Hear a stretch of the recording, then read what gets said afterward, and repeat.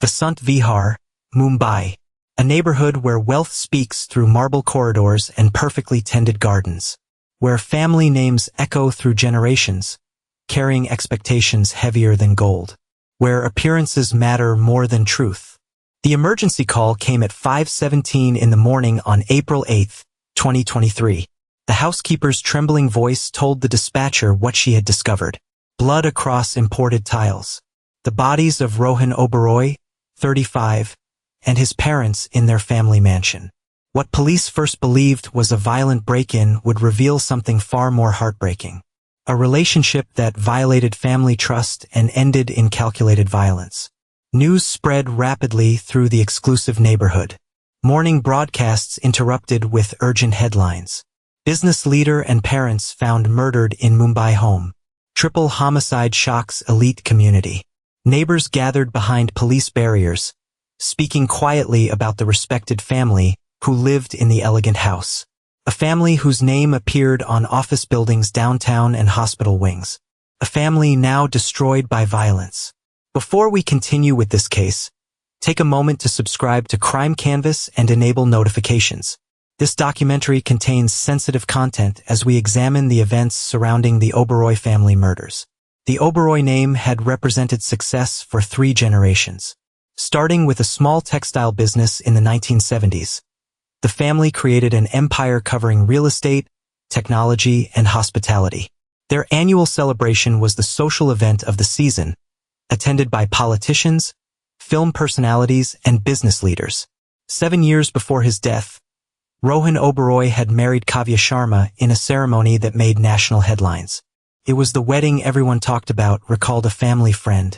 5,000 guests, ceremonies over 5 days. Her jewelry alone cost more than most people earn in a lifetime. Kavya came from a respectable but less wealthy family of educators. At 22, she had been studying classical dance, her graceful movements catching the attention of Rohan's mother at a cultural performance. The arranged marriage appeared ideal on paper. The successful heir and the accomplished bride. Their wedding photos showed Kavya radiant in traditional attire beside Rohan, confident in his role. But beneath the perfect image, cracks had been forming. As Rohan's business expanded internationally, his travel became constant. Financial records showed he spent half of each year abroad. Shanghai, London, New York, leaving Kavya increasingly alone in their 15,000 square foot Mumbai mansion. Madam was by herself so much, her housekeeper later told investigators. In the beginning, there were many gatherings, many friends visiting. But slowly fewer people came. Mr. Rohan was always traveling. She would dress beautifully each morning with nowhere to go. Security footage recovered from the home revealed Kavya's solitary life. Cameras captured her moving through empty rooms, eating elaborate meals alone at their massive dining table, swimming in their pool with no one to share the moment. Her phone records showed decreasing contact with friends over the years as she became absorbed into the isolated world. Kavya volunteered weekly at a local cultural center teaching dance to children. She was always perfectly presented, the center director remembered. Designer clothes, flawless appearance. But there was something in her eyes. A sadness she never expressed.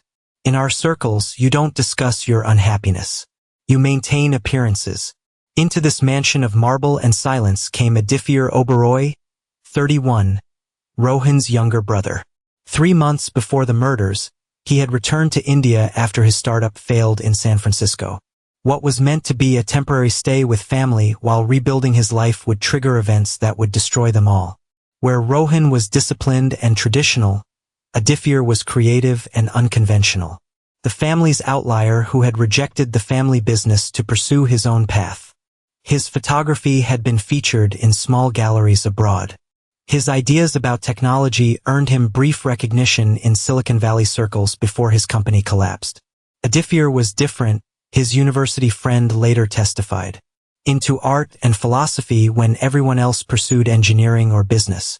His father wanted him to join the family company, but Adifir wanted to create something of his own. That tension was always present. The Oberoi household operated with strict hierarchy. The patriarch Rajesh Oberoi ruled the family business and home with equal authority. His wife Mira managed social obligations and family appearances with precision. Rohan, the devoted son, followed his father's path in business, while Adifir had always been the different one. Security cameras throughout the property captured the family's formal interactions.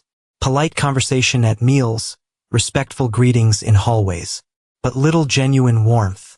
When Adifir moved back into the family mansion, he occupied the East Wing guest suite, far from Rohan and Kavya's master quarters. Initial security footage showed minimal interaction between Kavya and her brother-in-law. Passing greetings, formal family dinners when Rohan was home. No one could have predicted that within 3 months their relationship would transform from distant in-laws to secret lovers to partners in murder. Dr. Kavita Singh, family psychologist, later analyzed the household dynamics. What we see in the early footage is a textbook example of an emotionally empty environment despite material wealth. Everyone performing their assigned roles but with no authentic connection. In this vacuum, any genuine emotional connection becomes magnified, even dangerous. Two souls isolated by circumstance, living under the same ornate roof. While Kavya arranged flowers in silent rooms and Adifir processed his professional failure alone, the stage was being set for a relationship that would end in bloodshed. Neither could have imagined that their search for connection would lead to 3 bodies on imported marble floors and their own futures destroyed forever. The first meaningful conversation between Kavya and Adifir occurred during festival celebrations at the Oberoi mansion. With the house filled with guests, they found themselves alone in the library away from the festivities. Security footage captured their initial exchange. Adifir, noticing a book of classical poetry Kavya had been reading. "I didn't expect to find someone in this house who appreciated the classics," he remarked. Their conversation meant to last minutes extended for nearly an hour as they discovered shared interests that had remained hidden during family dinners and formal gatherings. In the days that followed, security cameras throughout the property recorded their increasingly frequent encounters. First in common areas, then in more private spaces. Their text messages, initially focused on household matters, evolved into discussions of literature, music, and art. "Have you read this new translation?" Adifir texted late one evening. "I think you'd appreciate his perspective on beauty trapped within convention." The family's longtime cook noticed subtle changes in Kavya's behavior.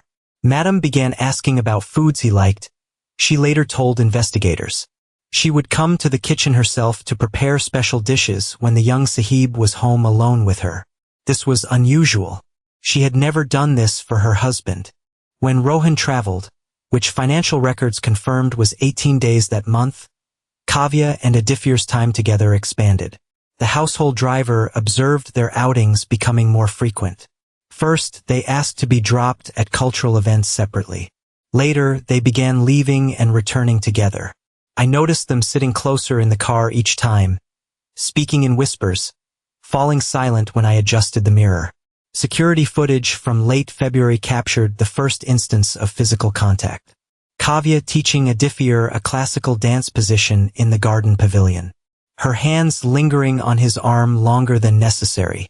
Their eyes locked in a way that clearly communicated mutual attraction. The mansion's extensive camera network documented their dance lessons becoming longer, their positions closer, their laughter more intimate. A key family trip in early March marked a turning point in their relationship. Rohan had planned to take Kavya to a business conference in Singapore, but urgent matters required his presence alone. "I have to cancel your ticket," he told her over the phone. "Father needs someone to oversee the house renovations while I'm gone." This conversation, captured by the home security system, left Kavya and Adifir with an unexpected week alone in the mansion. Digital evidence created a precise timeline of how their relationship evolved during this period. Phone records showed text exchanges beginning at 7 in the morning and often continuing until 3 in the morning. The house's smart system logged their movements from separate wings initially, then increasingly converging in the library, garden, and private screening room. On the third night of Rohan's absence, security cameras captured Adifir and Kavya sharing wine on the terrace. The footage showed their first kiss at 11:37 in the evening. Hesitant at first, then passionate. They moved inside to areas with less surveillance coverage, but the smart home system recorded doors opening and closing between their rooms well past midnight. What we observe in this behavior is classic forbidden attraction intensified by shared isolation, explained Dr. Mehra, forensic psychologist. Both felt like outsiders in the family structure. She is the wife who couldn't fully integrate into the dynasty. He is the son who rejected family expectations. This created a powerful bond strengthened by secrecy. The couple developed sophisticated methods to maintain their affair within the household.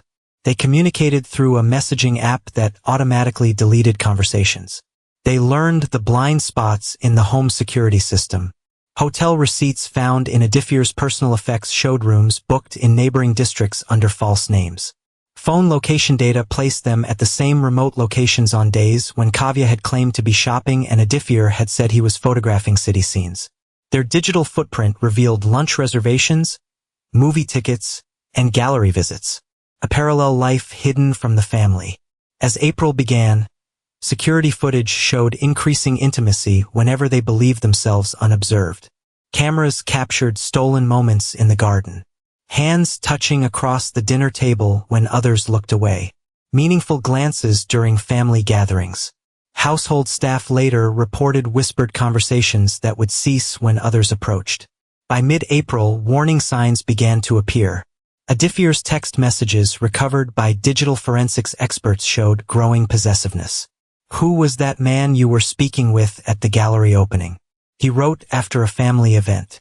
"You smiled at him the way you smile at me."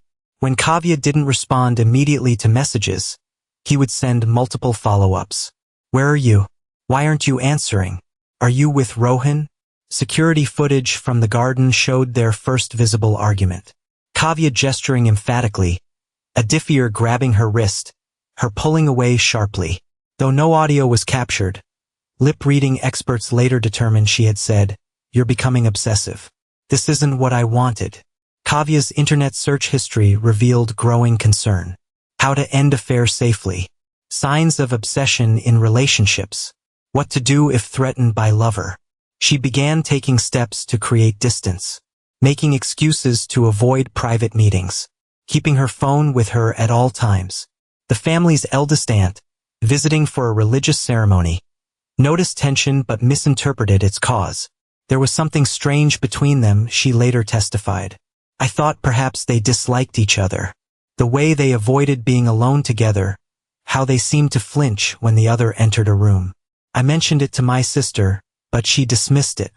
Said young people these days had no respect for family harmony. Kavya's attempts to create distance only intensified Adifir's pursuit. Security footage showed him following her through the house, appearing in rooms shortly after she entered them. His journal, later recovered by police, contained increasingly disturbing entries. "She can't just walk away from what we've created. She feels what I feel. She's just afraid of the consequences." Dr. Kapoor, expert on relationship violence, analyzed the evidence. What we see here is a classic pattern. Initial mutual attraction evolving into obsession on one side and fear on the other. The power dynamics shifted dramatically once she began pulling away. The confined environment of the family compound made escape particularly difficult. As April ended, the situation had reached a breaking point. Kavya had begun researching women's shelters and contacted her sister about possibly visiting for a few weeks. Adifir had purchased a tracking application for her phone and begun monitoring her movements both inside and outside the house. What had begun as a connection between two isolated souls had evolved into something dangerous. A relationship that would soon explode with deadly consequences. The carefully maintained facade of the Oberoi household shattered on May 2nd when Rohan returned unexpectedly from his business trip to Dubai. The family's digital assistant logged his arrival at 2:17 in the afternoon, 3 days earlier than scheduled. Security footage captured his expression as he entered the mansion. Tired but unaware that his world was about to collapse. He went directly to his office, following his routine of checking business correspondence before greeting anyone. The discovery came through technology. The family tablet Kavya and Rohan shared for household management. Later analysis would show Kavya had forgotten to log out of her private messaging account. Footage showed Rohan's face transforming as he scrolled through intimate exchanges between his wife and brother. The tablet captured dozens of messages, including plans to meet that evening and references to their physical relationship. The home security system recorded Rohan's methodical movements after his discovery. He didn't confront Kavya immediately. Instead, he spent 47 minutes reviewing footage from the home security cameras, accessing backups that revealed months of secret meetings between his wife and brother. The cameras then captured his calculated approach to Adifir's wing of the house at 4:23 in the afternoon. The confrontation between brothers occurred in Adifir's studio. Though no cameras operated inside that room, the corridor footage showed Rohan entering calmly and closing the door. 12 minutes later, the system's audio sensors detected raised voices, followed by crashes suggesting physical altercation. When the door opened at 4:51, both men appeared disheveled. Rohan's knuckles were bruised. Adifir's lip was bleeding. Within the hour, the family patriarch and matriarch returned from their charity engagement. Security footage showed an ashen-faced Rohan meeting them at the door, speaking in hushed tones.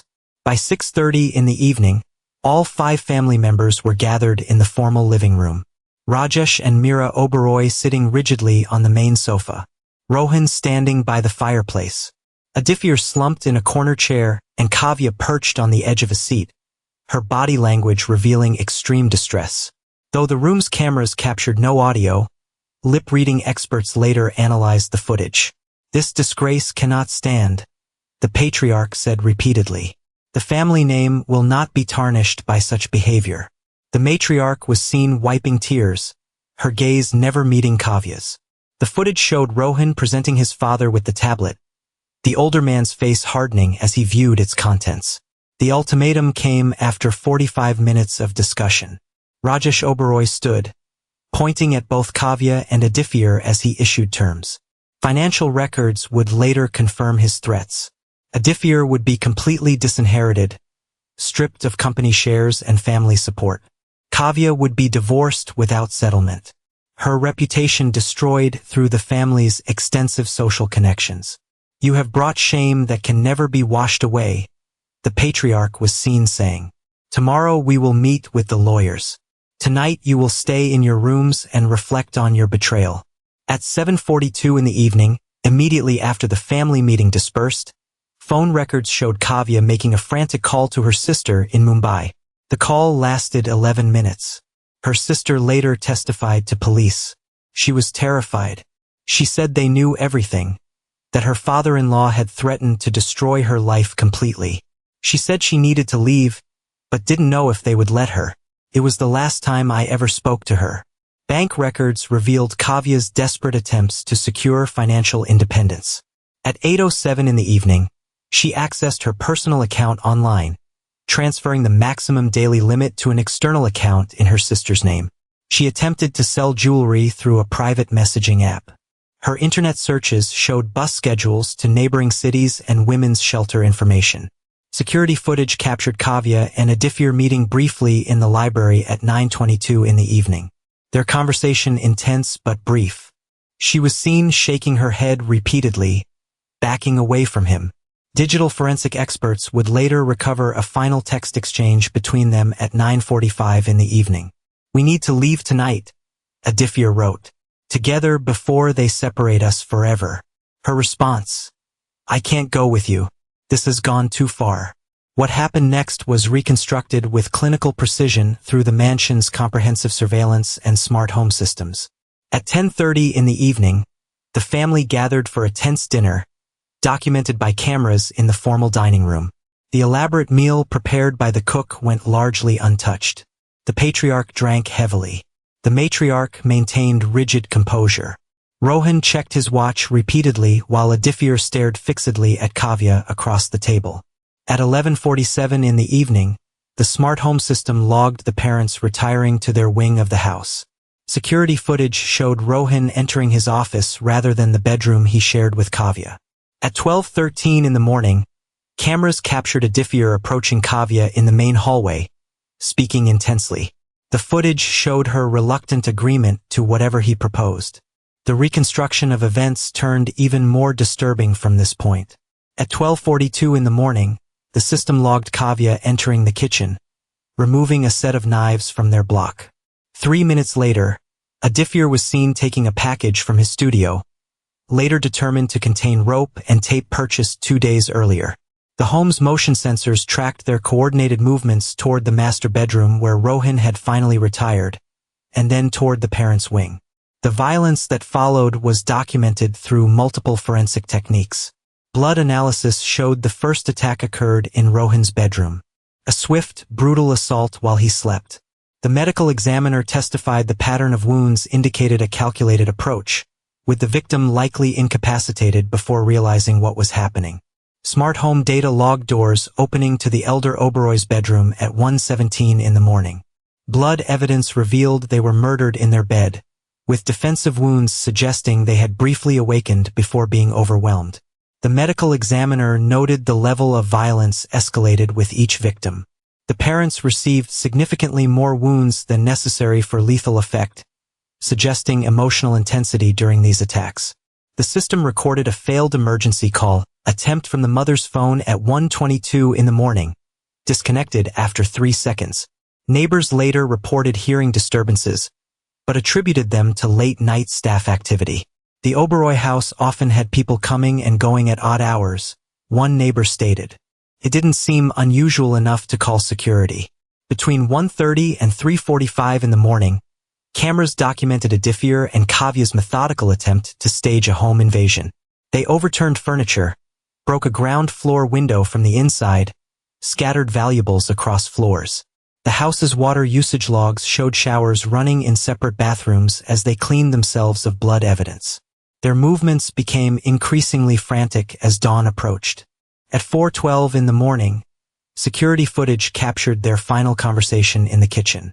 Lip-reading experts determined Kavya saying, "We need to separate now. You leave first as planned. I'll call the police in an hour," claiming I just discovered them. What a diffuser didn't know was that Kavya had already packed a suitcase hidden in her private dressing room, with a passport and the emergency cash she had withdrawn earlier. Digital evidence later revealed her true plan. She would report discovering the bodies, implicate a diffuser in the murders, and flee during the investigation. A draft email to her sister found on her private device outlined this strategy. "By the time you receive this, I'll be on my way to you. The police will be looking for him, not me. Don't contact me on this account again." The household staff arrived at 5:15 in the morning, earlier than expected due to a miscommunication. The housekeeper's horrified screams upon discovering Rohan's body triggered the emergency call at 5:17. Police arrived within 22 minutes, securing the crime scene and discovering the additional victims. Initial confusion about a possible home invasion lasted less than 3 hours. Detectives quickly noted inconsistencies in the staging. The broken window with glass falling inward rather than outward. Valuable items left untouched.